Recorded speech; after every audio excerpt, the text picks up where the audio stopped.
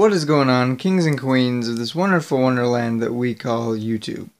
It's a rainy, gloomy day outside, but that's not going to stop us from rolling on through this mini-series here today with episode 6, which is centered around the Gamecube.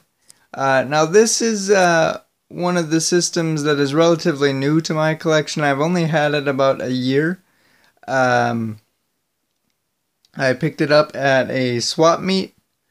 And never previously owned one, but it's always one of the systems that when I hear other collectors talk about it, when I hear my friends talk about it, it's always held in pretty high regard. And I've always wanted one, but I skipped this system in this generation and went straight from the N64. Which you may remember we covered in last episode, and went straight to the PlayStation 2. So I never got a chance to own one of these, never really got a chance to play one too often, but it was one that I've always wanted to own, and I finally bit the bullet and bought one for a fairly decent price. And with that being said, the collection that I'm going to show you today is still in its infancy. I don't have too much to show you, but it's one of those cases where it's small and mighty, and even though it's a relatively small collection thus far, I'm pretty stoked for what I have. You know, there's a couple games that I think collectors are going to be excited to see just because there's some staples for the GameCube. And there's ones that I am excited to have just because I remember playing these games all the time as a kid on different systems. So there's some personal favorites, some favorites for collectors that you're gonna see. So without further ado, let's just get into it. Let's spin around here, just like so, and start things off with a good one, Super Mario Sunshine. I actually picked this up for my girlfriend for Christmas last year. She said she's always wanted it. I think it was her brother or somebody that had it, and she said it's one of her favorite Mario games. So when I picked up the GameCube, she said we have to get Super Mario Sunshine.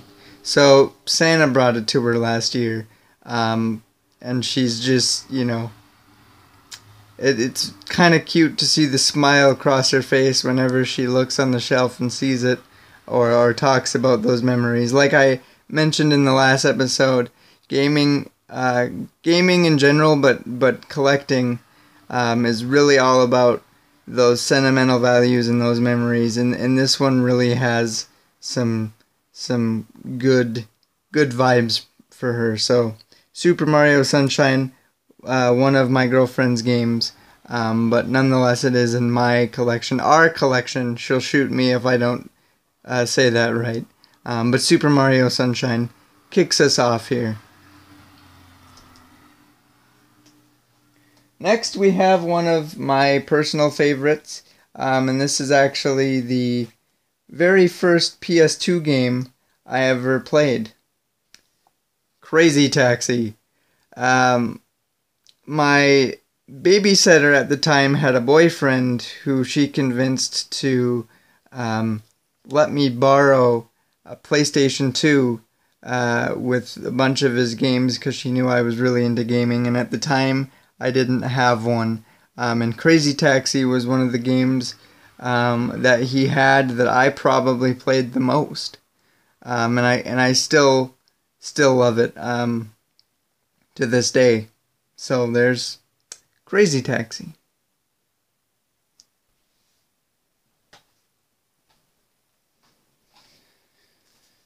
After that, we have what I would consider a staple, another staple for the Nintendo GameCube, Resident Evil 4.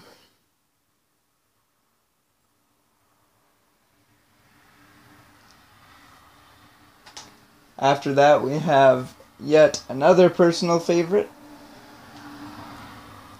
Harry Potter Quidditch World Cup. I had this game as a kid on the PlayStation 2. I'm not going to say too much about it because, as you can see, the Gamecube is currently hooked up, and that's because I'm playing this bad boy for a review. That'll probably be up relatively soon. So if you're interested at all or just want to hear me talk about this game, definitely check that out.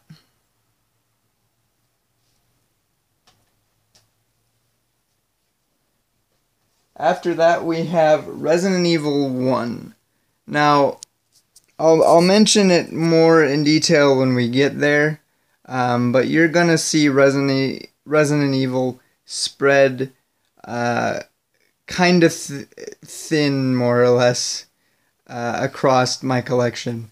I have Resident Evil 1 and 4 on the GameCube, and the rest you'll see in the PS1 video, and the reason is that I just bought them the cheapest that I could get them. Resident Evil 1 was very cheap on the GameCube and more expensive in the PS1, whereas 2 and 3 were more expensive on the GameCube, so I got them for the PlayStation 1. So yeah, I'll talk about it more in the PS1 video, but here's Resident Evil 1 for the GameCube.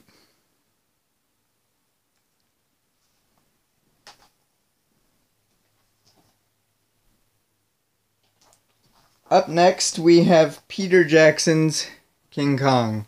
Now, this is one of my favorite movies of all time, probably. It's one of the only times that I can remember being in the movie theater past midnight with pretty much my entire family, and I just remember being captivated as a young kid with how unbelievably long the movie felt, and you know, but it ended up to be one of my favorite movies, as I said. Now, the thing about the game is that growing up until fairly recently, I had a strict policy. I called it religion, but essentially I would not collect games that were movie tie-ins.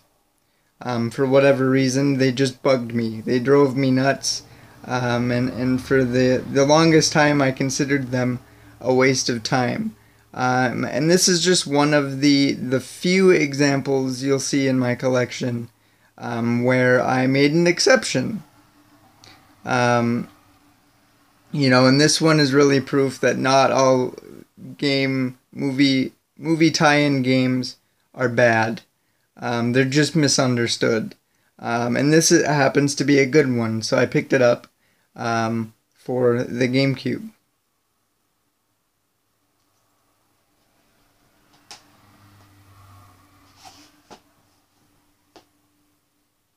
Next, we have Mario Kart Double Dash, of course.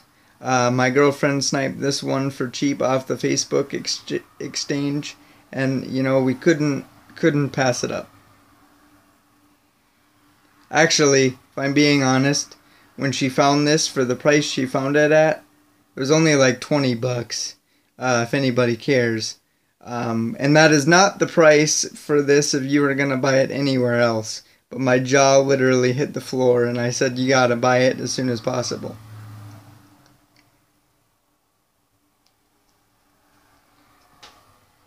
And finishing off the collection for us today, we have Tarak Evolution.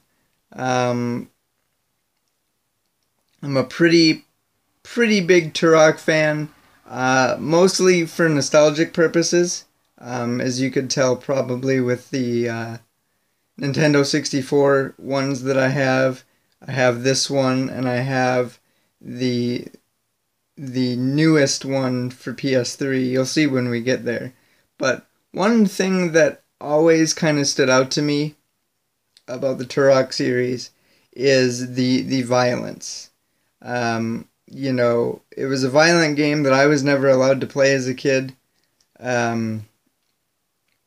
on the N64, and one thing that I've always loved about the Turok series is dinosaurs. I've always been a pretty big fan of dinosaurs, and just the idea that you're running around, they're trying to kill you, you killing them, and it's just a really kind of violent, awesome experience. So there's Tarak Evolution.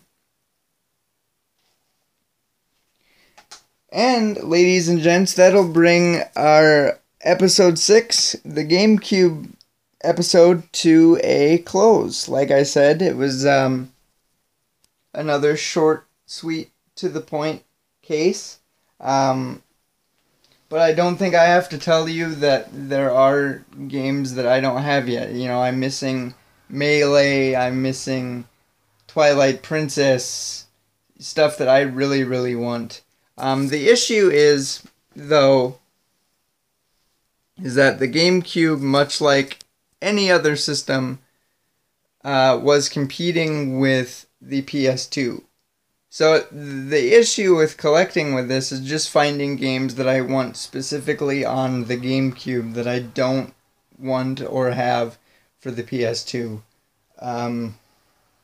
So that is one reason why my GameCube collection is so small at the moment. Other than the exclusives, I don't think there's too many games that I don't already have on say, like the original Xbox, the PS2, you know, other things in my collection.